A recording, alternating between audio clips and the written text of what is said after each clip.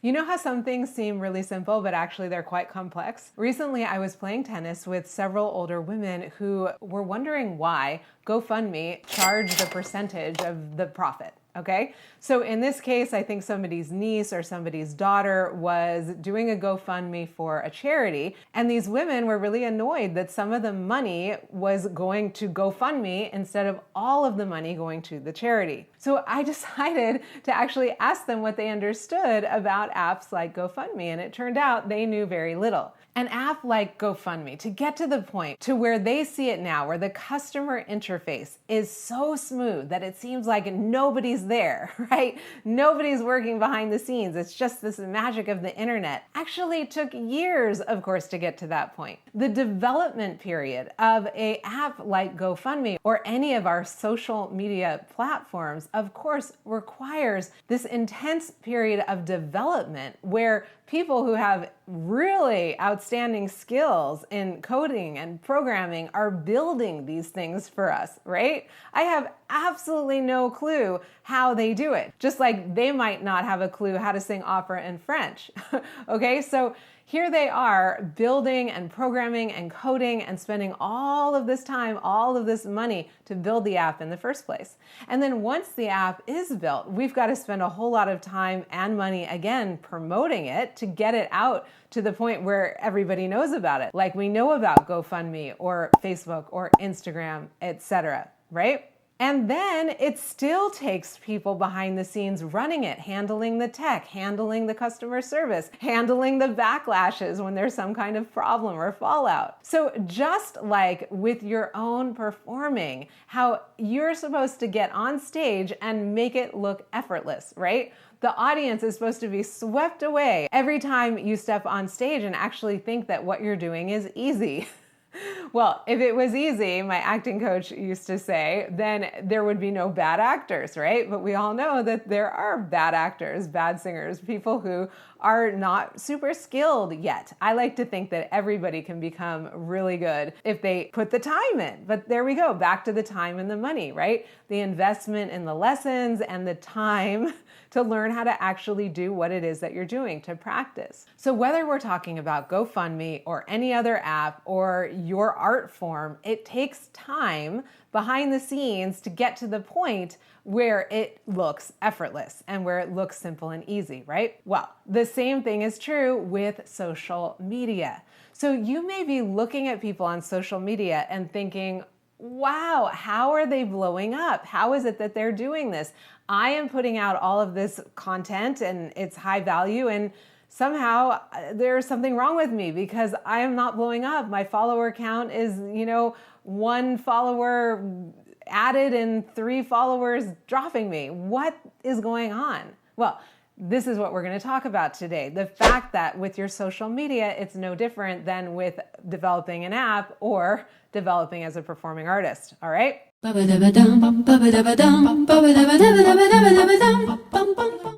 I am Fiona, and it is my pleasure and my passion to talk to you about all things mindset, marketing, and monetization for performing artists, because it is my passion and purpose to help you become profitable. Singers, actors, dancers, musicians, you do deserve to have profitable businesses, right? It's not just for those coders and programmers. You too deserve to have a profitable business. So go ahead and binge my YouTube videos, join the free Facebook group. I made it especially for performing artists, and check out the other free resources in the description below, and also Instagram. So you're on social media and you're watching a performing artist who just seems to be taking off. They put out a video, it goes viral. They put out another video, it goes viral. The followers are just jumping on, right? Or you're looking at a music teacher and they just seem to be filling their lesson spots all the time and bragging about how their students are booking this and that and they have a wait list, okay? And you're starting to feel discouraged and you're starting to feel frustrated and like, why are you showing up in the first place? There must be something wrong with you. Well, yes and no. There is nothing inherently wrong with you. But you may not have mastered the same skills that they have mastered.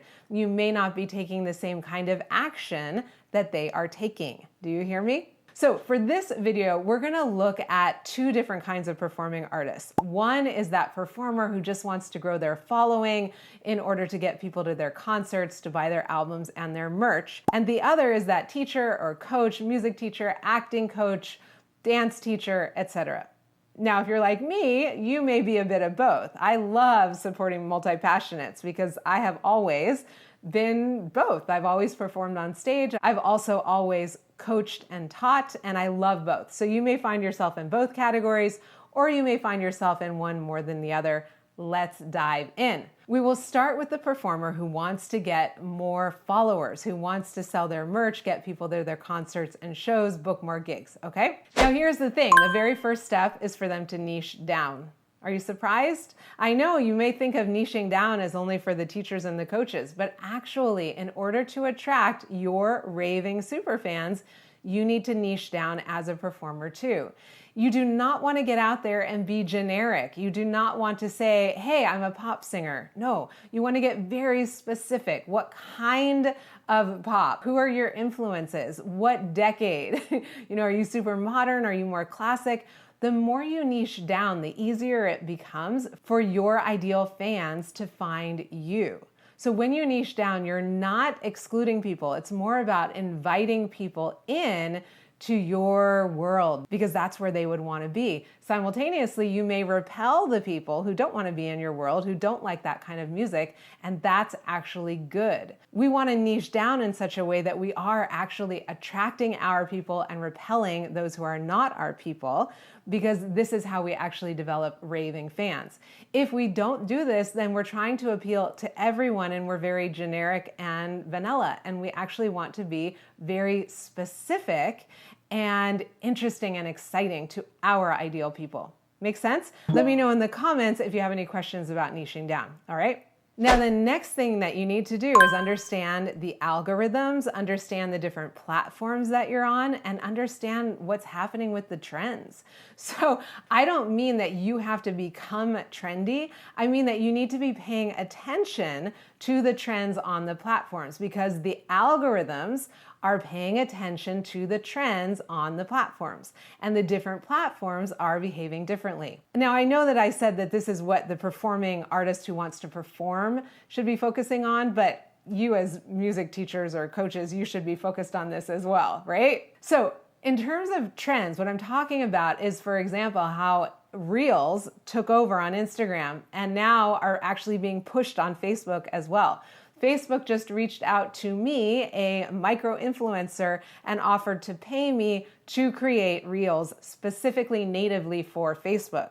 So now, instead of just sharing my Instagram Reels over to Facebook, I am creating Facebook Reels natively in the app for Facebook because they have offered to pay me to do that. This is me paying attention to what the platform wants, and it is me paying attention also to the trends.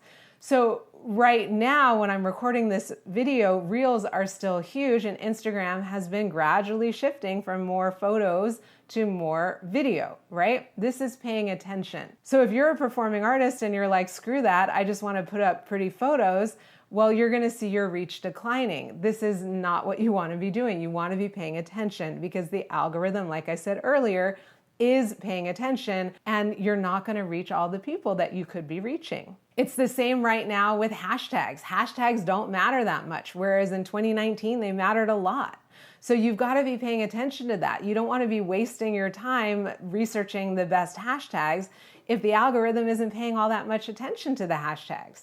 Right now, that algorithm is moving more towards SEO actually in your caption.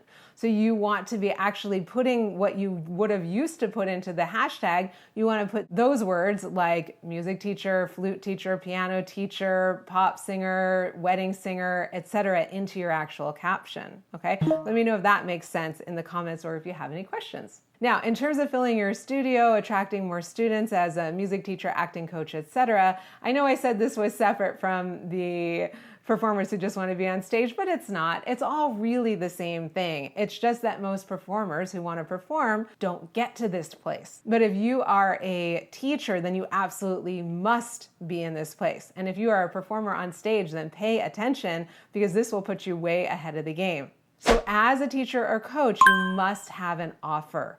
What is an offer? An offer is basically the way in which you package what it is that you sell. So you may be selling one-to-one lessons and you may think that that's really obvious, but it's not obvious to your audience unless you talk about it. So when you're wondering, how is it that that teacher has got this waitlist for students? Well, of course there's student retention and referral, but on top of that, they are most likely talking about their lessons on their social media, talking about it when there's an opening, for example. So once you have that offer, you must know how to sell that offer. Way too many performing artists, whether we're talking about getting people to your shows or getting people into your studio, simply don't sell. You don't talk about your offer, and you must start doing that. If you're worried about it being sleazy or icky or whatever, I highly recommend you watch the free masterclass in the description below. I created a 2-hour free masterclass all on social media, and it will help you to move through that frustration around, I don't want to sell, I don't want to be spammy, I don't want to be salesy, blah, blah, blah. All right? So now you've got an offer and you know how to sell. Well, you actually have to start selling. And this is for you, whether you're a performing artist who wants to perform on stage, book more gigs, or if you're a music teacher, acting coach, dance teacher, etc., who wants to attract more students to your studio, you have got to not only know how to sell, but actually sell.